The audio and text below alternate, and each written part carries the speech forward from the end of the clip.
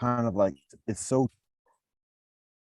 dense with like bourgeoisie culture, but it's also like showing people who haven't had that frame of reference, like what that scene is of like being amongst royalty. And additionally, when it's just a college kids, and even this habit and everything else like that. I mean, it's just kids rolling crew, but here they are hobnobbing with like the monarchies. And so it's like, yo, society, what? And so that's like it's going from like from football to rugby to tennis, past cricket into crew. So we have like a socioeconomic hierarchy of sport, particularly English. Like that's in my estimation, that's like the intrinsic hierarchy that I observe. So it was interesting to see that scene. That's such a good reference. But yeah, I definitely got it when you told me, and I was like, yeah, that is like the Okay, perception of it. And Cory and I, we trying to change. We want to make sure everybody can have you want access to to the bring it to the sport. hood. For sure, for sure. I hear you. Hey, I hear you. everybody, yo, it's What's Out Media. It's 2023. Today we had a special guest. It's my brother Peter. Peter, how would you want to introduce yourself? Yo, do you know what I'll say I'm a school teacher. That's what I'm at today. I'm a school teacher with a place called The Schoolhouse, and I teach mixed color Rasta livity. That's what's up. And how would you describe that? Ha ha. Yeah, it's can't even describe it, brother. You just gotta live it and gotta show it. So I'll say like it's knowledge of self, it's discipline of self, it's love of self. It's sharing it through our songs, stories, rituals, and ethics, and is doing it on a routine basis, and connecting. So I'm the worst salesman. Like I don't think it's about a showing. So I sing songs, I tell stories, I share light, I share the things that I've learned in this life. I'm from the earth. I was in a refugee camp just this past year. I don't know if I mentioned that to you before. But I was in Denmark, one of my ancestral homelands. I'm mixed heritage, so I come from all of my ancestors come from all around the earth. When people ask me, yo, what are you? Yo, I'm the earth. And they're like, no, but seriously, what are you? I'm like, seriously, that's me. That's what I represent. That's my allegiance. That's my clique. That's who I am. It's unsatisfactory for many people because they want to put me in a box. I'm like, yo, get that box away from me, because I'm the earth. So my songs and stories, and additionally, come from that, from the different languages, and additionally, as much as possible. So that's what we bring to the table with the schoolhouse and with the mixed color Rasta livity. Some of it is new to me, like a lot of the Rasta the language and in history is new to me, to be honest. But I've lived that livity for over 20 years without even knowing it. But that's might be something we can talk about or get into a little bit later. But that's just like basically how I share myself at this moment. When I was at the refugee camp, I didn't have that language with me at that moment. Cats knew who Bob Marley was. They knew Rasta, and additionally, but I had to get to that point. So I would just say the earth. They asked me religion. A lot of kinfolk coming from Syria, Egypt, Morocco. Are you Muslim? Are you Christian? Are you this, that, and the other? And again, it's like, what set you claim? And I'm like, yo, I'm the earth. Serious. I do all that. I do all the I pray and meditate. I study the scriptures from the different traditions. I recognize truth where I see it, and I honor truth where I see it, and honor all the teachers that have shared truth with me. And my teachers come from, again, all around the earth. So that's what I represent, and that's what I share. And I try to simply make it simple, songs and stories, and sharing that light and share that energy, positivity. So Peter, where did you grow up, and how'd you Yo, grow up? the heights, yeah, the heights, yeah. To be honest, actually, when I was my first house was in East Cleveland, by Neela Park, the GE kind of Area, the light setup. area. Yeah, Yeah. yeah, yeah, yeah. You got that. So then my parents moved to Cleveland Heights because it was the better school system, and with the idea of sending me to public school, and my brother and sister and I. So we moved to Cleveland Heights, like a couple miles away, and but then I went to a private school, Ruffing Montessori School. I don't know if you ever heard of that joint on Fairmount. But that's where I Montessori, went, yeah. yeah, that's where I went to school for the first 11 years of my life. So it was a very like kind of sheltered, very small school, just getting started. The whole Montessori thing was just getting started back in the 70s. And so that was my experience growing up for the first 13 years of my life. My graduating class of 13 kids, 13 students. So very sheltered. Then I went to Heights. How about that? From 13 to 3,500. And they don't change it up. So it wasn't as like small, and it wasn't as kind of like copacetic. Like we had the homeboys and the brothers, and we had the folks, and yo, it was serious. But what was very interesting is that I was in the International Baccalaureate program. So I was still like in the honors things and everything else like that. And so, and it was very apartheid right up in the middle of Heights, because it was about 65% black and about 30% white. But when you stepped in the classroom, all the honors classes were all people of European ancestry with a few drops here and there. And then all the standard standard and expanded courses was all kinfolk of African ancestry for the most part. And you So it was know, like, I learned one thing about Cleveland Heights, and sorry to interrupt, yeah, but I no, learned one thing about Cleveland Heights that's different from Shaker. Shaker is still divided, and it's like through 3 levels. It's like AP, IB, okay, honors, and then it's CP, or then they'll have like remedial. But they have this one in Cleveland Heights, and I don't know if it was back in your day, but nowadays it's so many different. They call them. There's so many different tiers, and they have different names. And yeah. they're like, you're part of this school or you're part of this school, but it's still the same Cleveland Heights. And I didn't realize that until I think I spoke to one of my friends that graduated from Heights, and I was like, I had no idea. Like, some get you ready for jobs, some get you ready for Right. like, yeah, I didn't know. Was it like that when you were in Heights? So again, we're dealing with 3,500 people. So right there, that's huge. And so you got to have something to meet the cats' like interests, capabilities, and additionally. So actually back, it's very different today than it is my day. And I don't know too much about the details about today, to be honest with you. I do know like back, like even just like a few years ago, they had what was called like houses or something. There was like a house for people who wanted to be like artists. And then there was like a house for people who wanted to be like science or something like that. So I think they changed it even since then. So like I said, don't know all the details about that. I toured the new schoolhouse a couple Yeah. years ago, and I was like, okay. But that's pretty much what I know for the most part. And I chop it up with cats, but we don't talk about like the details of what's going on inside the building.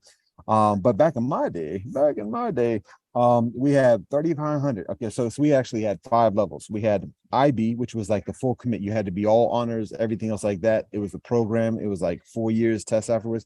AP, which was the second, like next level, which was basically the same classes, but you could pick and choose which ones you wanted to do. You could take AP this and then standard that or whatever else. So you didn't have to take all AP. So that was kind of like the difference between IB and AP back in my day. The IB exams, I think, were actually at Shaker too. And I took a number of things at Shaker as well. It says my connection is unstable. Maybe they didn't like that comment. Anyways, so IB, AP. Then there was like the diplomatic side, and this was like where all the multicultural stuff was at, which was actually the accelerated. So the accelerated was kind of like a little bit. The next one was like expanded and standard. There's a little difference between expanded and standard. That was just kind of other words for remedial. And so those were the cats who were going to the workshops to learn how to fix cars and like occupational training and stuff like that. So that was standard and expanded. Accelerated was like cats who was just not up to the like the AP kind of thing, but like you knew better than like just settle for the standard expanded. And that's where like the most mixing of the cultures was. So the big thing though, here's the interesting thing. This is very important to recognize. IB and AP, oh, it was all weighted. Oh, what? So if you got a B, it's a 4.0 instead of a 3.0. Oh, because it's honors and it's harder and everything else like that. But if in accelerated, no weight. If it was a B, it was a B. 3.0, that's all. Now that plays a role, as you know, like, oh, that's serious business when you're applying for a university. And additionally, and so that things get serious in those kind of differentiations. And so anyways, that was kind of the scene. So my first 2 years at Heights, I was in IB. I was straight up IB because I'm coming from roughing Montessori, and so when I would walk the hallways, I was walk straight to class, to the next class, no funny business. Cafeteria, lunchtime, I did not eat in the cafeteria. I went straight to the library. That's okay. I don't need lunch. Thank you very much. Because it was melees in the cafeteria lunchtime, like straight up, like food fights, gang, like hundreds of cats just at each other. And so like me, I'm this mixed dude, awkward, out of shape, this, that, and the other, geek, didn't fit into any of the type of groups or whatever. I was cool with the different ones, but I didn't fit. I wasn't like close. I wasn't getting invited to the parties or anything else like that. So I just go straight to the library. Still, the fights even found me in the library. That's another story. But that's what I would do. My second year, I was in IB, and then this is right when Spike Lee was coming out with Do the Right Thing, and actually Malcolm X was coming out as well. God, that was 30 years ago. Come on. Oh, all right. Two of Anyways, my favorite um, movies. cool. So that was very transformational, and Spike Lee provides some things, but us at the same time, like I was talking to his sister yesterday, like he does some exploitation of the sisters as well. So it's a kind of like a pluses and minuses. But anyways, very influential. People were wearing the dashikis and the X caps and everything else like that. It started having to be like awakening. Hip hop was getting like into the a golden age. When I say that to a lot of hip hop heads, they're like there's no golden age of hip hop. There's multiple ages. So I'll say a golden age of hip hop when it was increasingly Afrocentric and Tribe Called Quest, and additionally talking about partying, but at the same time also talking about Africa in addition. So a lot of kid folks, like young people, their heads were waking up, and they're like they saw the racism within the heights, and they're like, yo, this is messed up. There are no teachers of African ancestry. We're not learning about anything about African history or anything. So people started like protesting. They started walking out of class. They started marching in the streets. Wow. They started going to the public to the school board and like protesting and marching. And so it was like it was going throughout the whole school. Like nobody could escape it. So even when you're in the honors classes in a very sheltered, secluded environment that was very homogenous, and additionally from everything else, it was still like people couldn't escape it. And I remember very distinctly one time in French class, Français, with Madame Brunelletti. We were studying in Espanol and en Français, and everything's got to be in Français by that level, like third, fourth year of French or whatever. So everything's in French, and like she was writing on the board or whatever. She looked back and she could tell like nobody was paying attention to her. Everybody was like talking to themselves, like, "Yo, what's going on?" This that, and so she's like, "Okay, we'll talk about it, but we're going to talk about it en Français." So she stopped her class and everything else, and we just talked about it, and that's what was going on in all the classes, chemistry, political, Wow. whatever it was. We were all talking about it, and this is the thing that tripped me out. My classmates were like, "So Peter, what's going on?" I was like, "What? Why are you asking me? I'm Right. just coming from roughing. I spent 11 years in private school. I'm just getting into public school. What you talking about? You know all these kinfolk from years and years. You went to middle school class. And why are you asking me what's going on?" I'm like, no, but Peter, that's what's going on. I'm like, oh, oh, okay, I see. And I didn't know what's going on. And so I like I mean I had an idea, but like I was just like, I'm in saying that tunnel vision tract of university and everything else like everybody else. Like, and so I said, "Oh, okay, I'm different, and I'm expected to identify as such." Aha, interesting. So I'm not just like the anyway. So that was an eye opener for me. And then, Yeah. long story short, like I started like just because I was always like different cultures. Like again, because I'm mixed, and I never thought about it like in terms of like identifying and pledging allegiance to any particular one. Um, but I loved all the cultures, so I love that. And so I was like, okay, I'm going to learn, I'm going to study, and so that's what I did. I started listening to increasingly to hip hop, and I was already doing that somewhat, but I was starting to hear like underground hip hop music shows, like from like the college stations, and additionally from Kent State, and additionally catching hip hop coming like the underground hip hop from New York and stuff. I was like, oh, okay, this is nice. And from that, I dropped out of IB because I'm like, yo, BS. This whole thing is BS.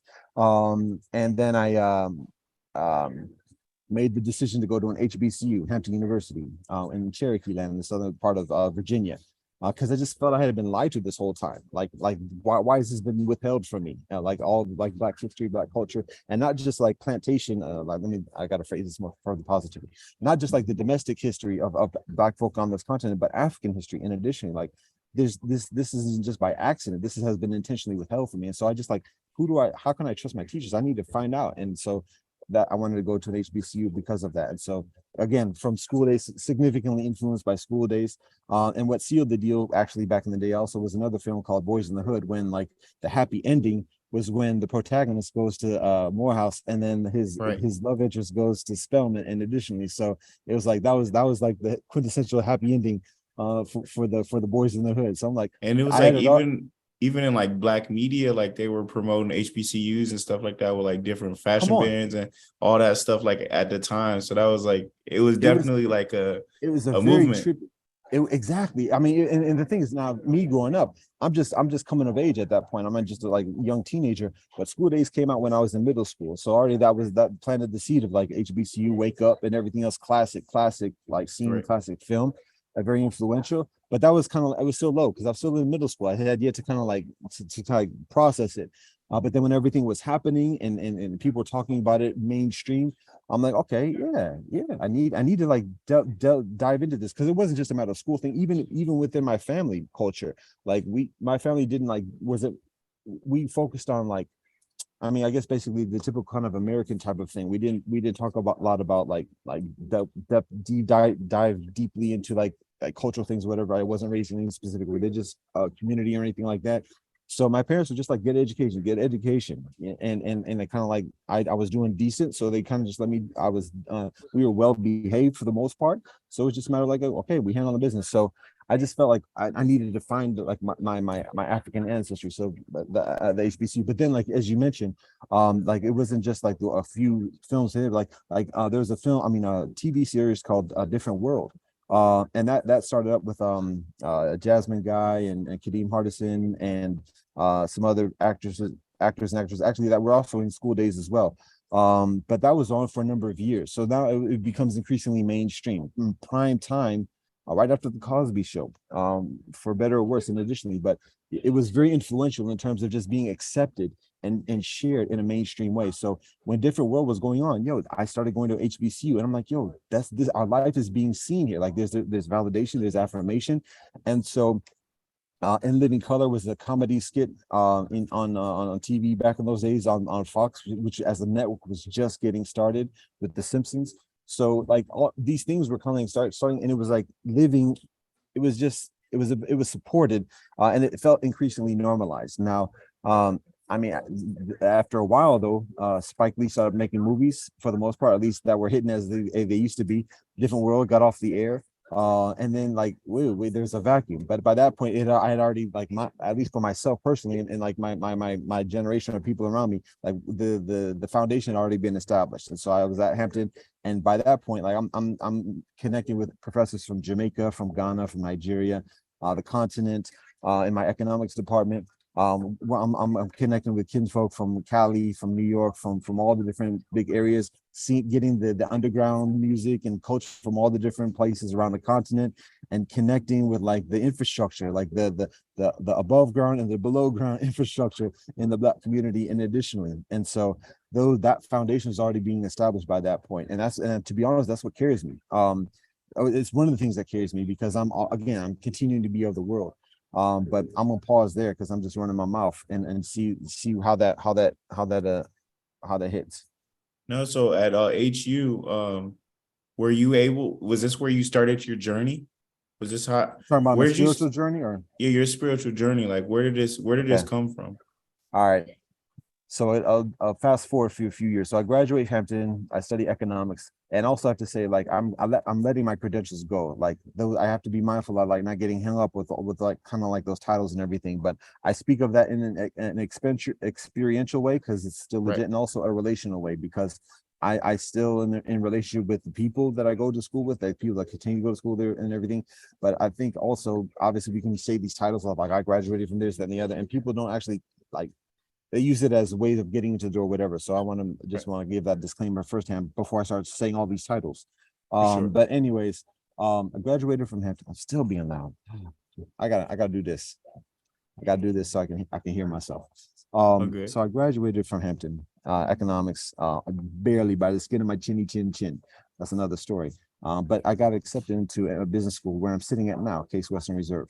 In the kind of like accelerated program, like a 1 year, get an MBA in 1 year type of thing, 3 semesters. But it started like literally 2 weeks after I graduated, after I got my degree from Hampton. So I started looking very quick into the MBA. Studied here took overload classes. This is supposed to be a quick story. All right.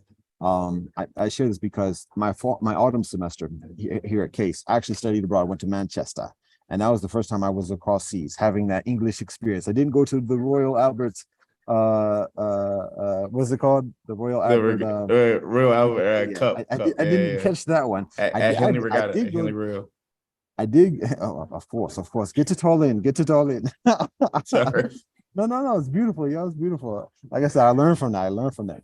I did go to St. Andrew though. How about that? The place where golf is made. I didn't mention that one. I don't know if I mentioned that one in the hierarchy, because it ranks up kind of high up there. It is up there, yeah. Hey, so anyways, and I mentioned here what you think, how Wimbledon compares to to the prince. How about that? Anyway, that's another story. So I had that was my experience in Manchester. I was a Mancunian for a semester. Yeah, Mhm. beautiful, amazing, awesome, dreamy experience. But it concludes at the end of the semester. Came back here, finished up, worked for a year, got over burnt out a little bit. Worked for a year in the Potomac area, DC. I got accepted to law school, and so I went to Georgetown for law school, but it took a year off. I guess that was my gap year. I didn't even hear about gap years back then, but that was my gap year. So I worked for a place called Amnesty International, which does human rights. So I got the business side of things. Met kinfolk from all around the world doing business, but now I was like, okay, let's deal with the human rights, the other side. And so at Amnesty International, it was mind-boggling because it was just so many things. And the kinfolk are like youngsters, 19 years old, 20 years old, and they knew all the issues. They knew like everything, all the different like corporations that were doing what, where they'd have that, where they're exploiting people, what the hot issues are, the political activists who are incarcerated and getting tortured at that moment.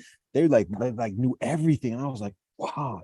And so like that formal training that I had from economics and business school was now being balanced with like the actual world kind of on the ground kind of experience. And so that was very and my particular responsibility was running a human rights education program for Amnesty International in the DC public schools.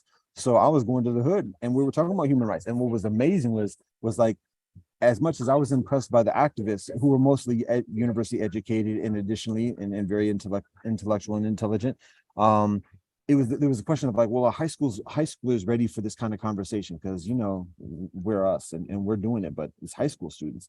So I wanted to go to the high school students, they took it to another level because they're like, oh yeah, we know about that. We know about this and that, the other. And they might not know all the specific names, but they know what the issues are because they're experiencing it. And so we would talk about the Universal Declaration of Human Rights, the United Nations, and additionally, we would go on tours through the hood and be like, look at the different human rights violations, what can be done, agencies that are addressing that.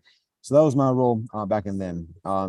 Finished that, went to law school, and that's kind of like when my spiritual path begins because I'd say law school is the best of times and the worst of times. By third year, I was the president of the Black Law Student Association. And beginning third year law school, I got beat down by the police on my birthday weekend. Beat down by the police, charged with a federal felony assault, 25 years, federal prison.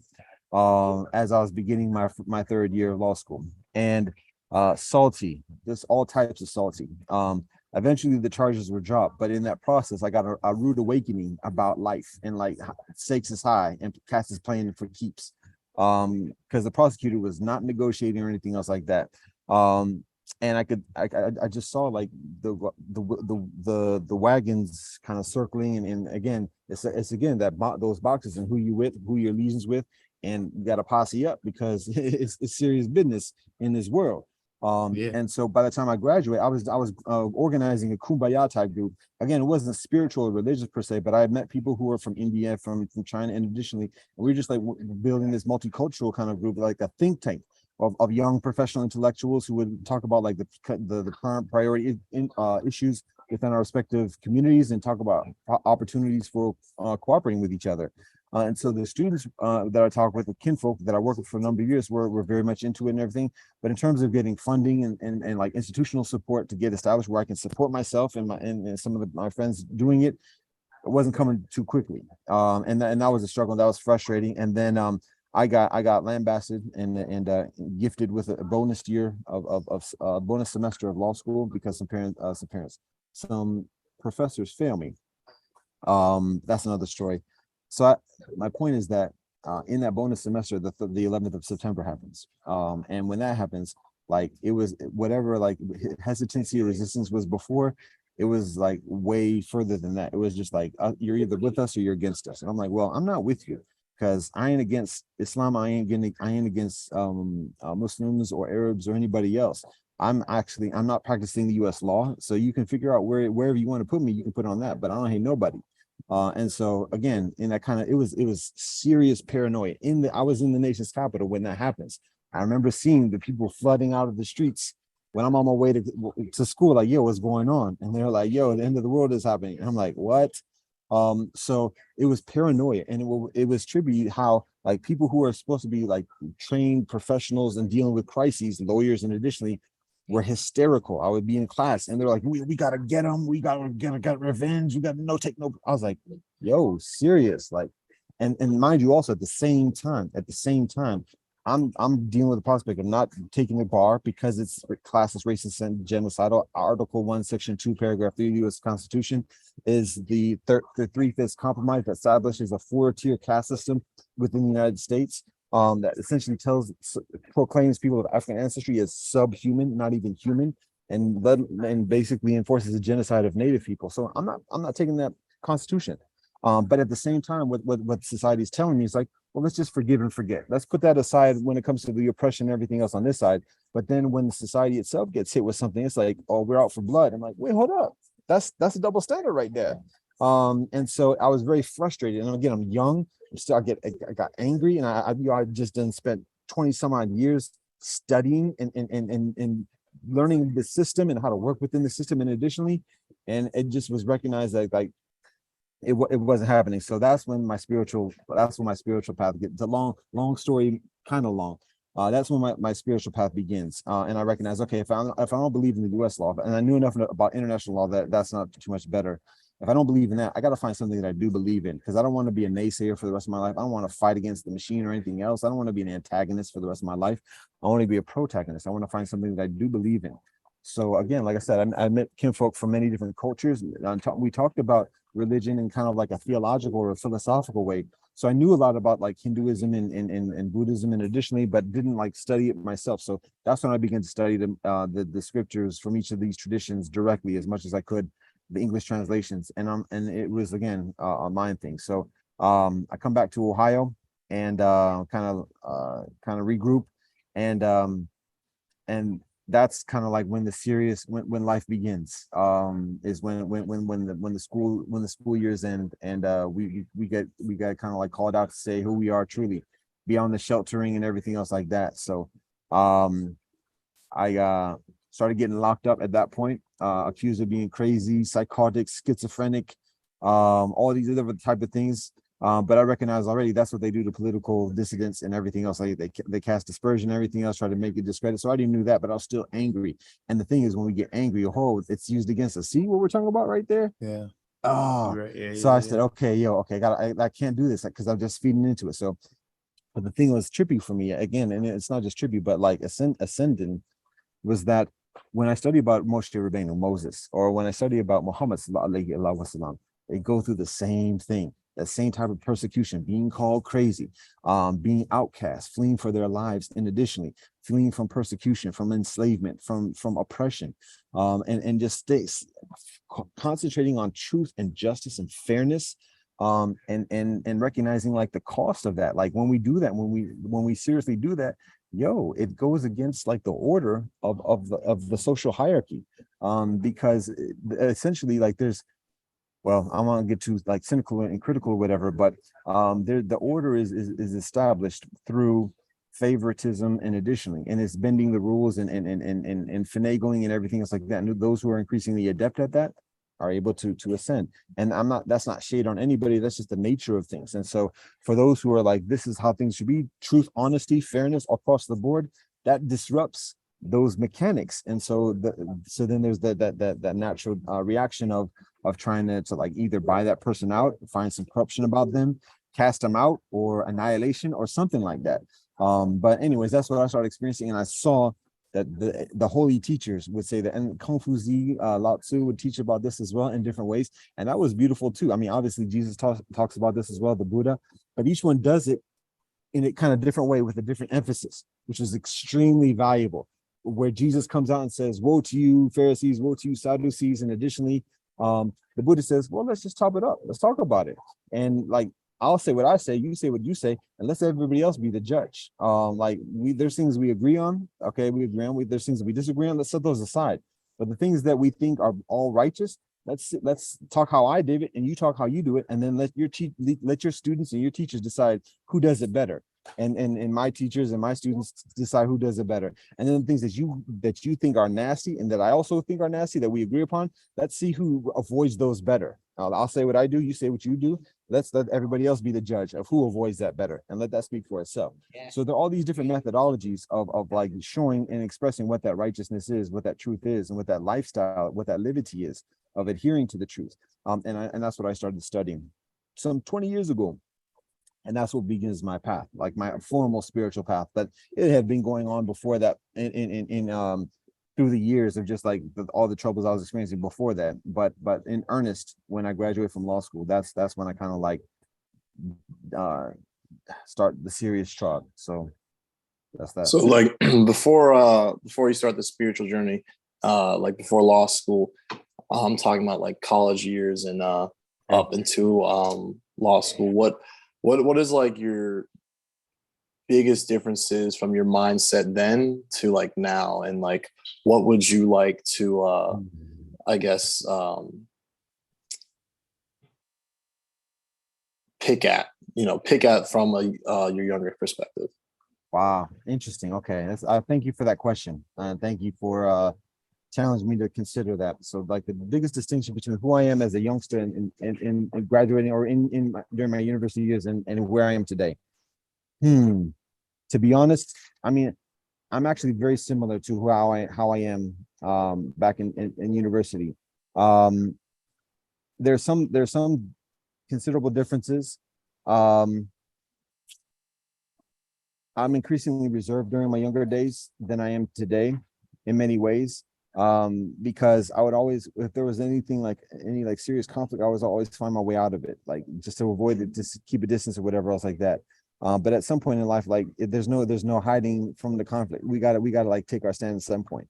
And so that I think that's natural for a youngster to do, particularly if I'm living under my father's house and kind of like that. There's always that kind of protection, so I don't have to like necessarily tackle it directly. But to be honest, to answer your question directly, for the most part, it's actually something that I've most recently recognized.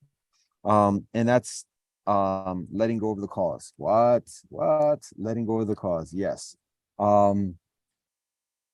And it's not a matter of saying like forsaking the cause or anything else like that, but back in the day and when I was a youngster and everything, I was all about the cause. The hip-hop that I was listening to, the Coup, Most Def, BDP, Public Enemy, it was talking about upliftment of the community. And additionally, it was always purposeful for that reason.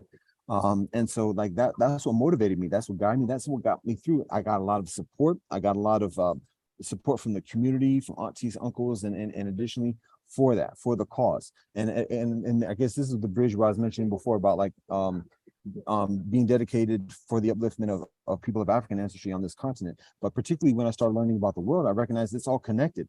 Like the solution isn't just like for people of African ancestry alone. The solution is the upliftment of all people collectively, because that's the nature of the oppression.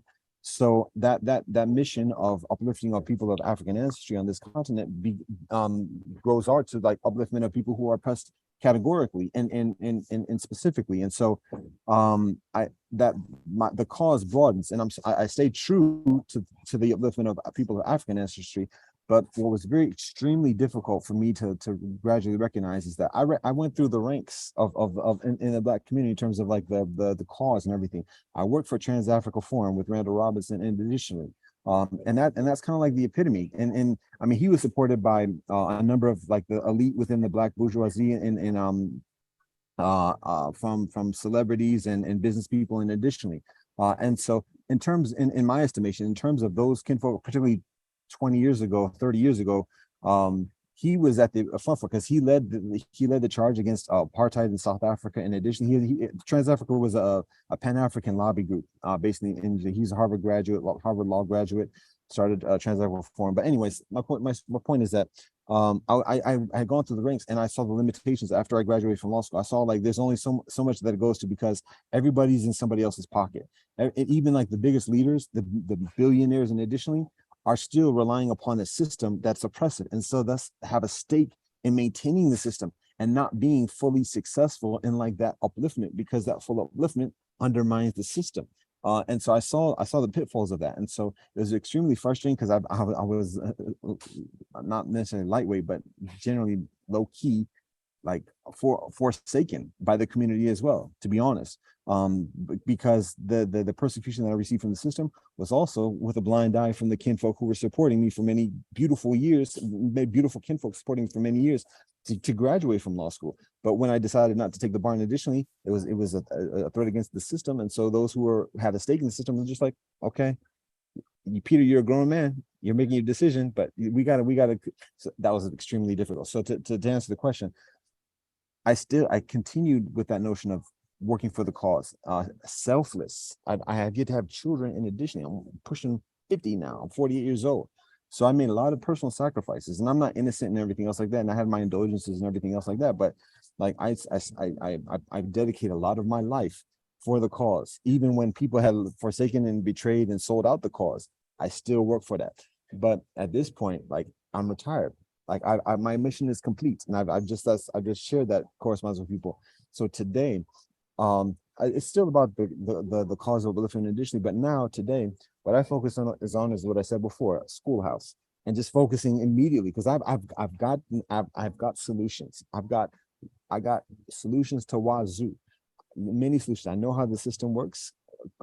Formally, the whole internet thing is another thing, because where did that come from? I didn't take classes on that when I was in university.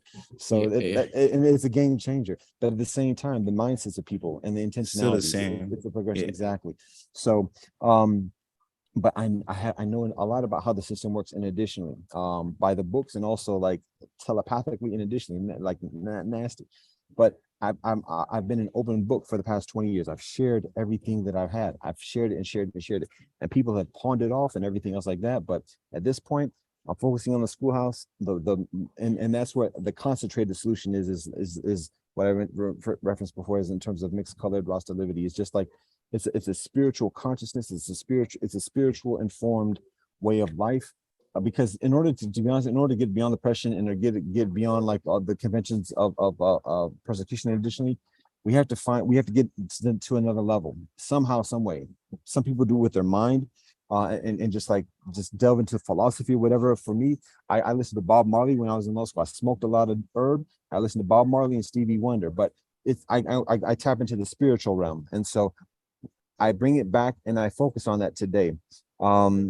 And rather than worrying about changing system or millions of people or billions of people, whoever I'm with, I share what I can. I share the light, and how people are receptive to it. We build accordingly. But I'm working on my role as a school teacher, and in doing that, and not being drawn into everybody else's like causes or priorities or initiatives or campaigns. I can focus on this. I can focus increasingly. I have further mental bandwidth to focus on my household.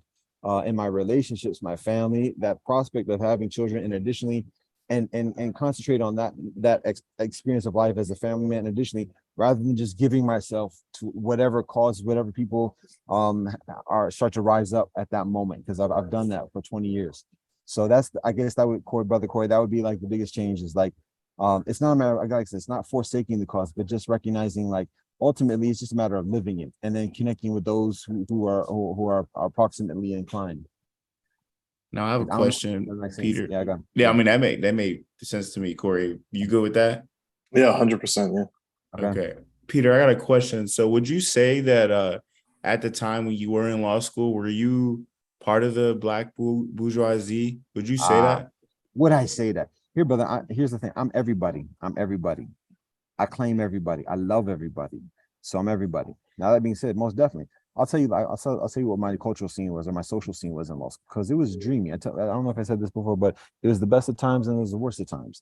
Right. First year is hellish, because we're studying like nasty things. Bad things happen in life, and there are people who have to make decisions and guide people through those nasty things. And lawyers are one of them. Doctors are another.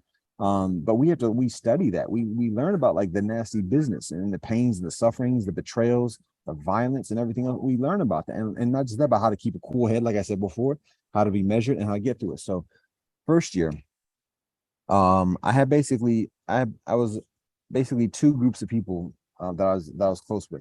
One was kind of like my immediate clique, was kind of like the multicultural clique, the hood clique. And to be honest, I mean, in law school, there ain't too many people from the hood, to be honest. I mean, there may be a few cats, but when I say hood, I'm just like saying people who communicate or identify with that type of experience. And so it was a multicultural hood clique. And we were just cool with this. We just kind of gravitate to each other. And that's where. And then there was another clique that was kind of like the mainstream, the suburban multicultural clique. And so this was again, I guess one would be like the Afrocentric multiculturalism, and then the other one was the Eurocentric multiculturalism, is I guess one way to describe it. So those are kind of like my closest cliques, and where I had my closest friends, and we were regularly socializing originally. And also, mind you, like I was gung-ho first few weeks of law school. I learned about that lesson about the three-fifths compromise that I shared before. I learned that in 6th grade at Roughing Montessori School. We were sitting, I remember very clearly, we were sitting in social studies class. Teacher John Long, who was the principal, he was like, okay, we're gonna learn about the US Constitution Day, three-fifths compromise. And then they did that lesson. I remember very distinctly, my class was like, sir, what would Peter be? If white people are one person and black people are three-fifths, what would Peter be? I was just like, you serious? And then they were like, would he be a friend? And the thing, back, I was in 6th grade, 11 years old. And so, kids are still honest at that point. And they're like, generally, there's no PC or whatever. Just like, seriously, they're trying to do the mathematics. And I'm like, yo, what? So some people, he would be one. And there's, no, he'd be 3/5. And some people said he'd be 3/10. And I was like, yo, serious, get the math right. That's not the middle. That's not the middle. So anyways, love and peace to all my kinfolk from Roughing Montessori. But I learned that in 6th grade. So when I was to law school, my first year, I'm like in the back of my mind, like, okay, I already know what this is. Prove me otherwise. I'm not going to bring it to the table here because I know this is there's a very strong culture. Just like you get your film when you start rolling crew, we get our films when we start law school. About like you're going to be lawyers, and lawyers run the world and everything else like that. You're in Georgetown. This is the center of Rome and everything else like that. So I know the culture there. So I'm not going to cause any unnecessary ruffles to the feathers or whatever. So I'm going to come in like that. I'm just going to study and sit back and let you tell me different. But otherwise, unless you say otherwise, I'm not joining this. And first year, it was just like that's what it is. Like, yep, this is the law. It's not just like the philosophy, like, oh, we don't believe this anymore. No, this is the law. When I was studying property, and we're talking about slavery as chattel, slaves as chattel, and like just talking about it like dissecting a frog or something, like just matter of factly, like this is what it is. I'm like, wait, hold on, you're talking about my ancestors, and you're just like studying like the details of dehumanization of my and I was looking around the class like about even just like the black folk and just taking notes. I'm like, no. So my point is like I stopped going to class. I literally stopped going to class. I was working at the childcare center. That's what I did. I would go to school to work at the childcare center, and then I go home or I socialize, kick with people. I see them going to class. I'm like, hey, Peter. And I'm like, oh, hey, what's up? But I stopped going to class. So I would socialize. I would go to the childcare center. I took the exams at the end of the semester. Somehow I passed. And it takes an explanation of how law school works in order to understand that. But you asked me about who I kicked it with. I guess was the original question. So that was the multicultural. My point for all that was like it was a hellish year. I seriously thought about dropping out because I'm like, I'm not gonna, like, what am I doing this for? I don't want to study this. But here's the thing that changed it. First, I started working for Trans Africa Forum. That was another thing that helped. I worked for another lawyer during that period as well, who was into like Pan-African kind of activism and business. So I did that for a while, and then I went to Africa. So I did my study abroad in Africa. Study abroad in England when I was in business school. Then I did study abroad in South Africa, when I was in law school. And again, I'm gonna tell you, like to be honest, like I said, like spiritual journey actually began before I graduated. When I stepped on ground for the first time on African soil, I was on the tarmac in Johannesburg in the land of the Zulu. I was just like, yo, I'm on African soil. And at that moment, it was like early AM, 5 a.m. for 5:30. The sun was just coming up. It was dark. People were just walking we had to walk off the plane into the airport. So we were on the ground on the runway or whatever. It's not the runway, but the tarmac. And so everybody else was just business as usual, just coming. And I stood there and I was just like, yo, I'm on African soil. And as I was standing there, I could like feel my ancestors just running home. And again, I have ancestors from all over, but my African ancestors who had yet to return to the African continent, I just felt just running home. And I was just like standing there, just like experiencing that. And like my whole time in Africa, just like I said, England was dreamy, like unreal. Africa was dreamy, unreal. And there was a time like my roommates and I kind of got a reputation for being like those kids who are doing our own thing. But at the same time, the cool kids, because we're doing our own thing. How about that? So, and we smoked a lot of herb too. And again, to be honest, I don't smoke any herb, just as a disclaimer, I don't smoke any herb at this moment. And that's part of my spiritual path as well for basically 20 years. But during then, again, that's how I medicate. That's how I dealt with like the malaise and the depression and just like the nasty business, the stress and everything else that was going on. That's how a lot of brothers deal with that. And it's actually, obviously, as you may know, it's rather prominent in the Rasta culture as well. So, but again, I don't smoke. So anyways, all right. So when I was in Africa, like there were multitudes of experiences of that kind of like spiritual wake, that connection, and just like that sense of peace. There was one time we did a road trip. My roommates and I rented a van, and we did a road trip because we wanted to see as much of Africa as we could whilst we were there. So we got a van. We rode. We went from South Africa to Namibia to Botswana, all the way to the Angolan border, where there was a civil war at that moment. The road started getting we wanted to go to Angola. We're like, yo, bumper, we can go. When are we going to have this opportunity again? But then the road got very bumpy. How about that? And we took that as a sign, like, yo, all right, let's head back. So we went from Angola to Zimbabwe. Then we we paused in Zimbabwe for a moment. And we connected with some brothers in not Harare, but in Vic Falls. And like they set it out. They lived in the shanty town. They're like Mikasa is Sukasa. They let us stay there. And they showed us around. We walked to the falls, we walked to the gorge and everything else like that. And it was a beautiful experience. And at one time, after we've been like hiking all day long or whatever, everybody's like in their own thought. We were going back to like the city place where the tourists go. There's a restaurant, we're about to have dinner. It was dusk at that point, just getting dark. And we were walking like through this clearing of the woods. And each of us were in our own heads. We were like all quiet at that point. We had done a lot that day and we were just kind of like in our own thoughts or whatever. And so at that moment, to be honest with you, I was thinking like 20 years before that, when I was like 3 years old. I had a similar experience like that when I was with my dad, visiting a family farm, a farm of a family friend. And I just remember it was something like that. So it was actually a different memory. It was when I was in the Pacific Northwest, in the backwoods, walking at dusk with my father in the woods, thinking, yo, there might be bears here, but I'm like, yo, I'm with my dad, I'm okay.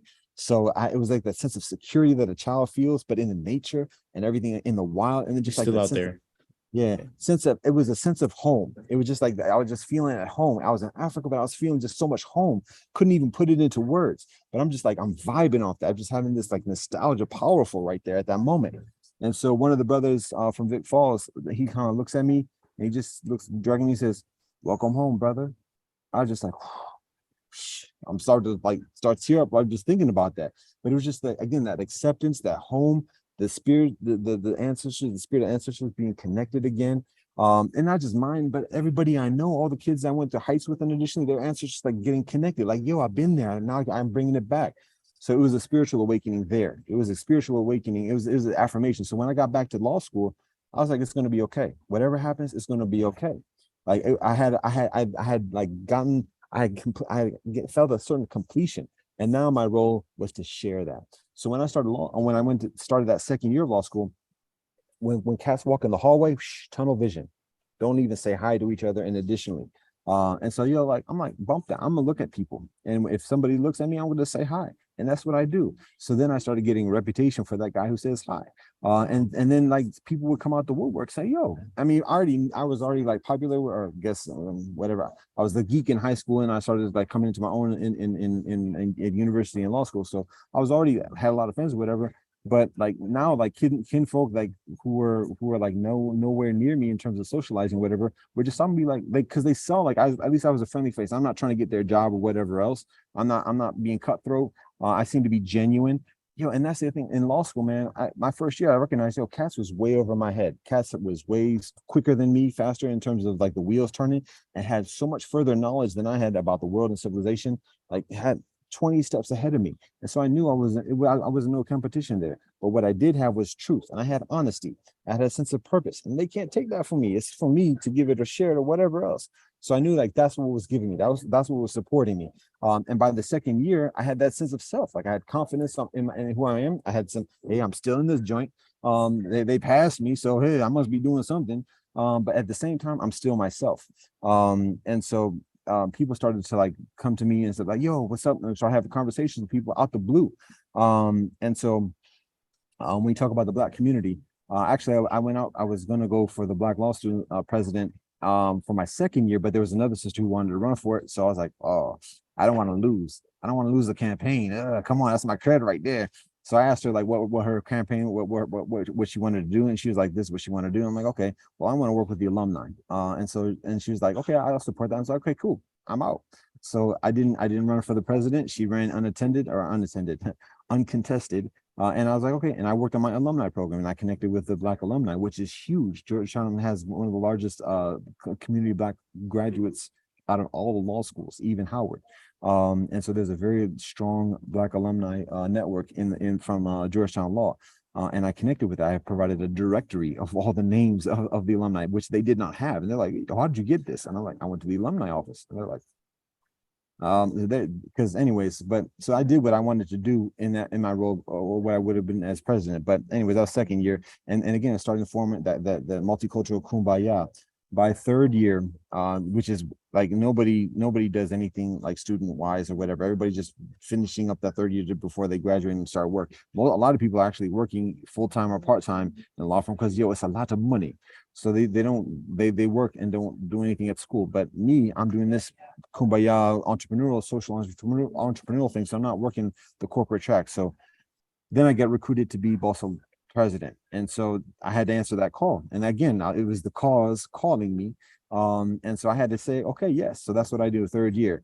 And I guess in some ways I got a certain target on me, because now like cats say, oh, that's the boss of president. And so now there's a certain amount of thing. And anyways, that's one thing or other. But when we talk about socializing with the Black community, that's what I do. Oh, one other element I'll put into that is that by second year, I also connected with the international law students, because there's a large international law student population at Georgetown as well.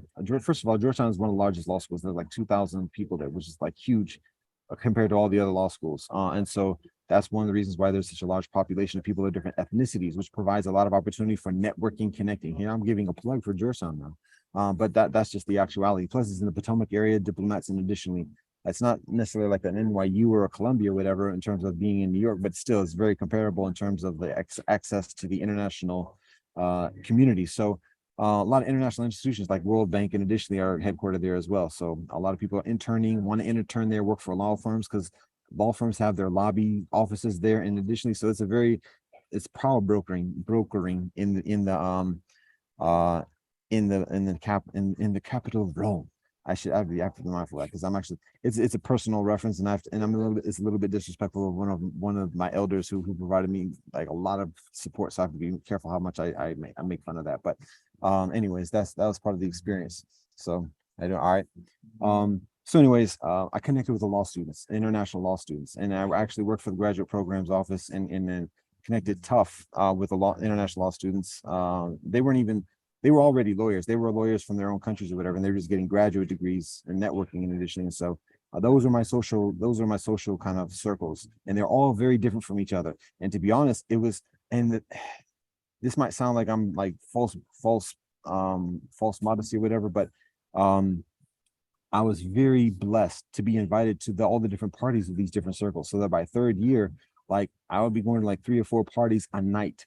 And that might again, mind you, like me, high school, I didn't go to any parties. I didn't go on any dates. I didn't do nothing. Went to the library for cafeteria and walked straight home after school. No groups, no social activities, nothing.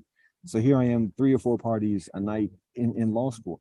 And it's as beautiful as it is to be invited to these things. It can also be laborious, because I got to bring something. I got to bring like something to the occasion to help the festivities and everything else like that, and everything else like that. So anyways, that was my scene third year, and then it all stopped when everybody graduates, and I'm still there dealing with another semester. So I felt betrayal, and a lot of my classmates go on and take the bar and practice U.S. law, and so I'm like, oh, and here I am. Again, getting failed and having to deal with like non-support for the kumbaya. And then when I do graduate, and then I get sent into the psych ward indefinitely and get nasty business done to me, I just think of all types of betrayal and everything else like that. But again, like I said, I focused on the studies, and that's what that kind of continues me through amidst everything else. I don't know if that answers the question directly about maybe 2 hours ago, but I think you asked me something about communicating with or socializing with the Black community. Oh, you asked me about the Black bourgeoisie, I think. Yeah. So the Black bourgeoisie is definitely part of it. And maybe that's one of the reasons why I get asked to be Balsa president, because I'm coming from an HBCU, which was uncommon in that most of the people at Georgetown are coming from the Ivy Leagues, including the Black kinfolk, and so don't necessarily have that kind of like connection with Black community. Not only am I coming from an HBCU, but I'm coming from a prominent HBCU where there's a large alumni base in the Potomac area as well. And so that might be one of the reasons why I get asked to be the Balsa president, because it's that type of thing where it's a leadership position and it has a certain amount of credit, gives a certain amount of credentials, but at the same time, it's also a liability, to be honest, to be proactive and identifying as Black in that type of environment, of not just like the Black bourgeoisie, but just like the conventional bourgeoisies, like, oh, he's rather ethnic. It just draws a lot. It puts a target on oneself for scrutiny, even when it's legit and everything else. So I think that's another reason why I might have been asked for that, because he said, just go ask Peter. He'll do anything. So that's, and I don't want to sound ungrateful, because again, I receive a lot of support, even unsolicited scholarships from the Black alumni at Georgetown. So I don't want to sound like sour grapes or unappreciative, but I do socialize with the Black bourgeoisie. It's interesting to see that disconnect, because when I get back here and I deal with kinfolk from the hood, the EC, and additionally, they say, yo, bump the sellouts, this, that, and the other. And I'm like, hold up. Or even we can talk about like the levels of the bourgeoisie, because, and I have to say this also, when I talk to kinfolk at Heights, they're like, and I tell them about I said, you should check out this media group. There's some brothers from Shaker. They're doing that. Shaker. I'm like, well, come on. We can't do this Heights Shaker thing or whatever. And like, oh, but they think they got the money and this, that, and the other. And I'm like, and this is what I said. Like, you know what, you might say that, and when you said HU, I had to smile, because like if you talk to Howard, they'd be like, oh, we the HU, and so it's like he's the true HU. And so I gave that example. Actually, I'll tell you the story that I shared with them. I was like, when I was in studying in Manchester, just coming from Hampton, almost straight out of Hampton, like one semester removed from Hampton, strong Black culture and everything, 98%, if you look at the statistics, which is misleading, but 98% Black. That was my culture for 4 years. I was in Inroads, which was like a business professional networking kind of thing, so that was like my mindset. Now I'm in Manchester, England. Everybody is English, Europe, coming from Sweden, India, and additionally. And here I am in orientation class, just sitting in the seats, and wherever I see another brother who's of darker complexion, another sister of a younger complexion. I don't know how you get that. But of darker complexion, and so we kind of just look at each other, okay, and we make no. Then after the class breaks out, we just so where you from? And our brother says he's from Howard University. I was like, but it wasn't even like that, because oh, you too, you went to HB, and she said she's from Spelman. I'm like, what? So we was like ace boom cool from that point on. And come on, now I have to say, I didn't say this before, but because when you were shaking your head, Xavier, it sounded like you recognize, but I mean, back when I was at Hampton, like it's like serious business, the difference between Hampton and Howard. Like it's like, we the HU. And this is silly because we sing the same songs. It's like the same song. I'm so glad I go to HIU, Hampton Institute, because it used to be called an institute and now it's a university. So that's the song we sing in Hampton. And guess what they sing at Howard? I'm so glad I go to Howard U. So we sing the exact same song. Right? But oh no, it's our song. So when we will go to each other's homecomings and everything else like that. But now we're the HN. Some cats take it very serious. So I'm coming from that environment. But now I'm meeting a cat from Howard, and it's not even a question. Let's kick it. So I shared that story. And the thing was this: when we were in Manchester, we were like tight. We would on a daily basis. We would go to the clubs. They would comp us and everything, because they were like, oh, it's Black folk from the United States, unheard of 20 years ago. So we're gonna light the club up just by sitting there, because people be like, oh, what's that? So anyways, we would get comped and everything else like that, and whatever that is. But we also connected with the Jamaicans and the Africans, the Nigerians, and additionally who were grad students there, and they would show us like where to go and everything else like that. So we was taken care of. And the other kinfolk from Europe, from France, from Sweden, everything, they saw that, like, we want to roll with you. Come on. So that was the thing. And they're like, come it's universal. Yeah, universal. but they saw the confidence, because they didn't have the same kind of. There wasn't a crew from Sweden coming through. It was just one or two. There was a big crew from France either. So they didn't speak the same language as everybody else, but they saw like we had confidence. We were nice. We didn't have a history of oppressing their country or their people. So they're like, oh, we can keep with these cooks. So my point is that when we get a little bit of perspective about the circumstance, the condition, those differences that we might be rivaling each other about become very small and less significant.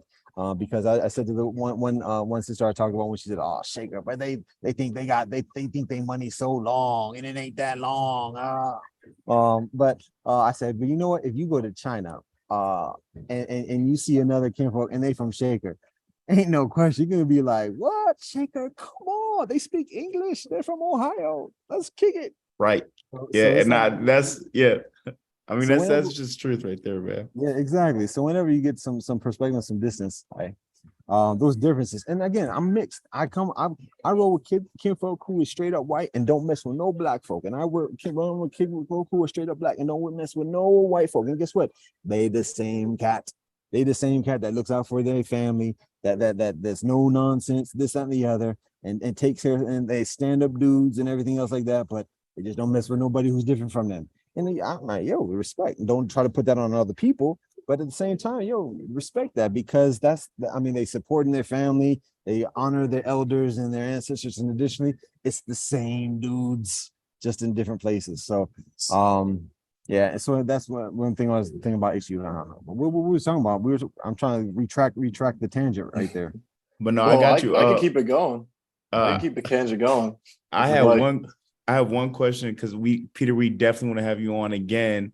But my question is, you as the teacher, can you just go? I'm not gonna give you any time limit. Can we go?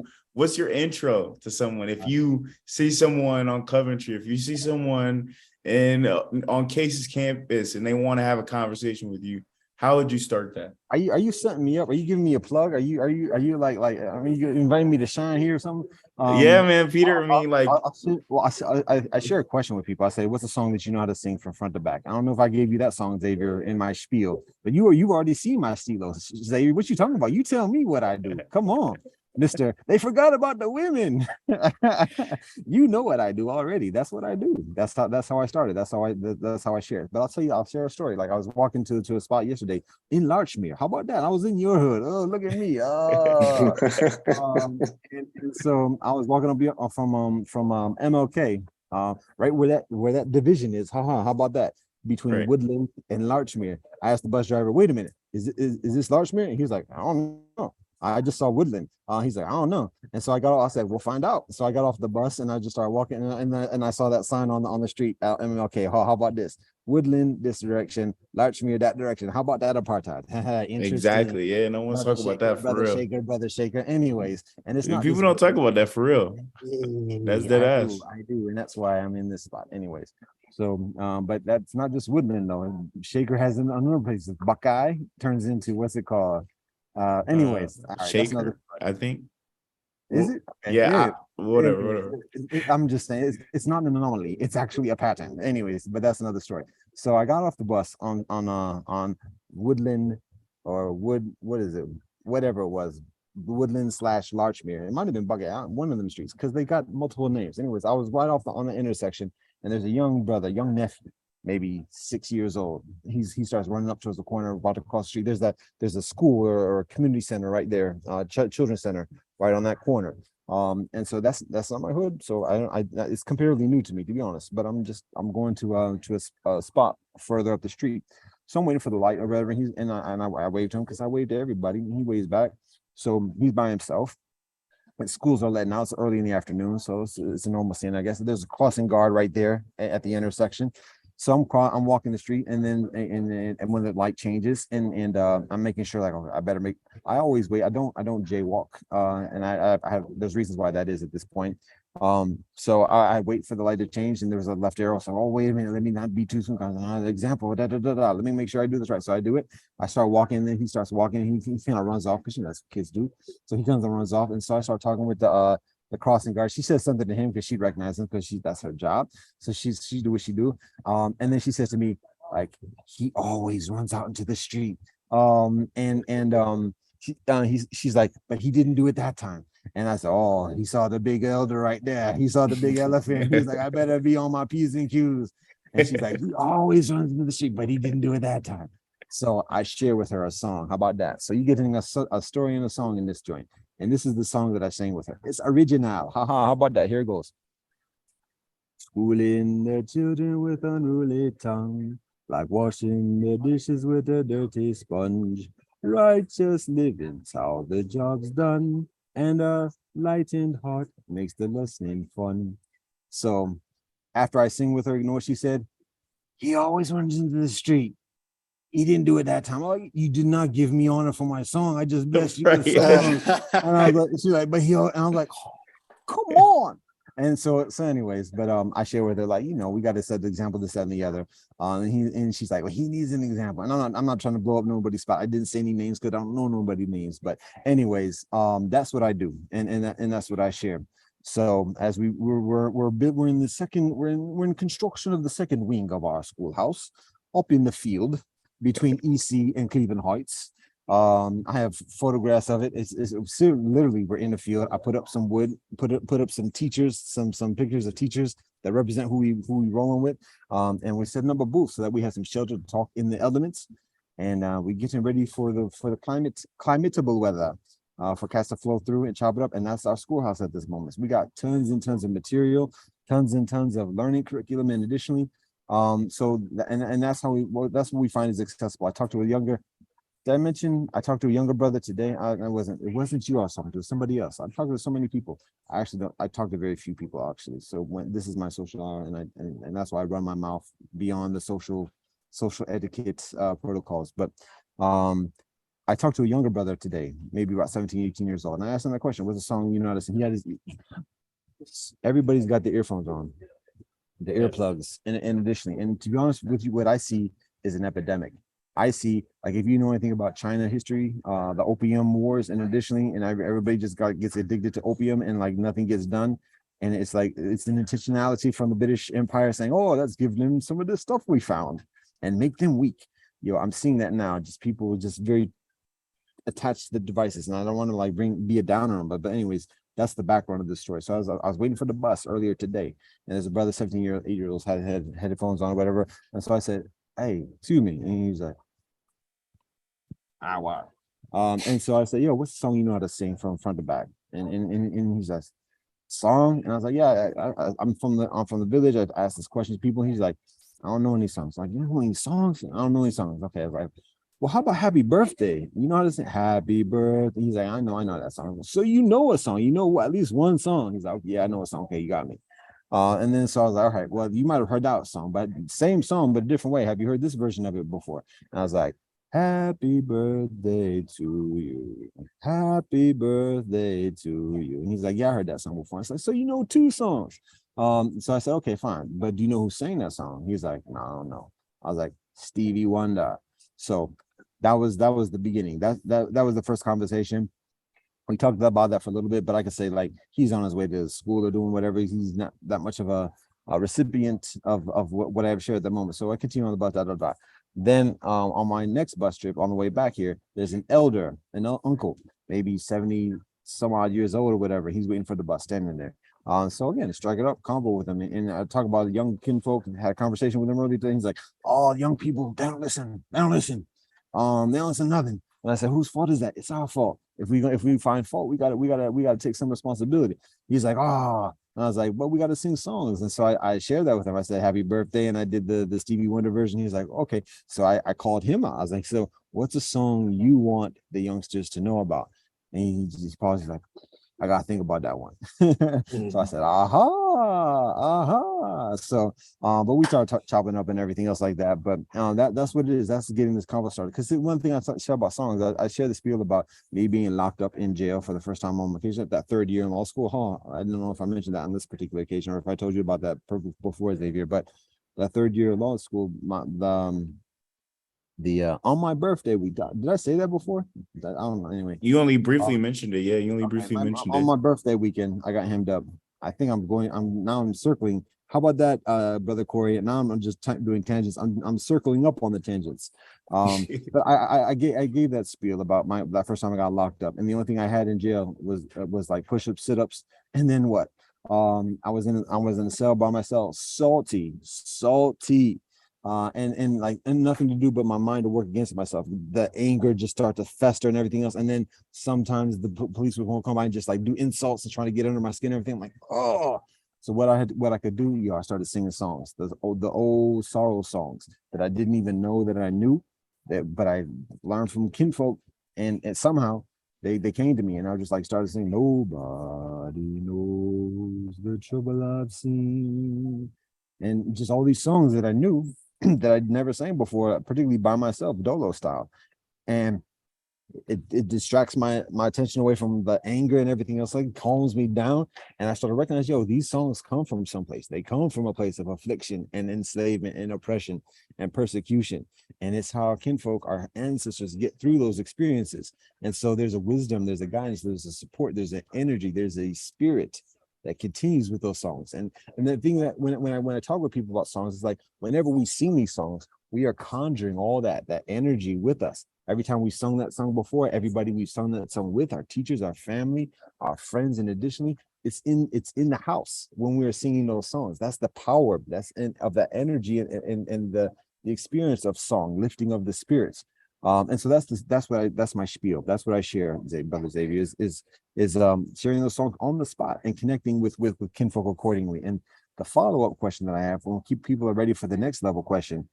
To what's a song you know how to sing from front to back, is what's a song that you know how to sing from front to back that you think I also know how to sing from front to back that's meaningful for me, because then that's when we build connection on that and at that moment of sharing, because now we're ciphering between our respective circles and additionally. And so one other thing I'll share, again, another story on that experience. There was a time I was visiting the Potomac area just a few years ago, staying in a hostel as I do, and just a like low key kind of spot or whatever. And there's a brother from the straight up South of European ancestry who walks a different type of lifestyle from myself. But again, like I said, I love everybody and I respect everybody, but he comes from a very different experience. And so he and I weren't necessarily like the coolest of kinfolk or whatever. But at the same time, there's always a common ground. There's always something to find commonality and similarity and something to build with. So I asked him that question. We were sitting in the lounge of the hostel by ourselves or whatever, and I don't want to listen to the TV or whatever. So, all right, what's the song you know how to sing from front to back? And so he's just like, and so he starts like, Amazing Grace, how sweet the sound. Yeah. And we both started singing together and we harmonized like nobody's business. And when we were finished, we had to give each other a pound because it was just like, that sounded fantastic. And we might have just been caught up in our own kind of whatever, but it was just like that energy, that positivity at that moment. Again, it was the lifting of the spirit. So there's just so many examples of that healing nature within the songs. So that's what I share. Also, I'm going to share this whilst I'm looking at it because Brother Cory, we were talking about it. Greens. I got some cabbage. So after our conversation about the straight up garbage, and even some recent experience of the straight up garbage, I'm also having the healing quality of the greens as part of the solution as well. Because we gotta, when we're done singing and we're done telling stories, we gotta eat. We gotta break bread. We gotta let it absorb, let the energy absorb into our muscle fibers. So that's the nature. It's funny that you say that because I made sure I got some kale tonight. But go ahead, Xavier. Okay. Peter, I'm gonna pass the ball over to Cory, but Peter, I just want to say, man, I'm so very grateful, very thankful that you was on the podcast today. We got to have you on more. I definitely want to talk more. Let me know. And I want to hear your story too. I'm not when there's the opportunity, I want to hear like, what's your personal story, but also what's going on with this venture that you got going on, what you want to do with it. In addition, I want to hear about that. Without a doubt, Peter. I mean, hey, we want you on regularly, man. We love the insight you bring, brother, the story. Right now, we just wanted to get an introduction to learn more about you, and for the people who are going to watch to know more. So you know what I'm saying? Peter, it's been a blessing, honestly, brother. Likewise, brother. Likewise. Yeah, I could say the same. And I guess next time we have an interview, you can interview us and we'll see. We'll riff against each other. We'll see how that goes. That's what I just convo. convo. I'm not me running my mouth, but I do what I do. However it benefits, I appreciate that and say all thanks and praise from Elohim Jah Rastafari. That's my spiritual walk, and I'm interested in hearing what yours is and how we work together. So that's what it is. Well, much love, Peter. Yo, this is What's Out Media. Cory, thank you for everything. Peter, thank you for everything, brother. It's been What's Out. Peace out, everybody. Thank you. Peace. Peace and blessings.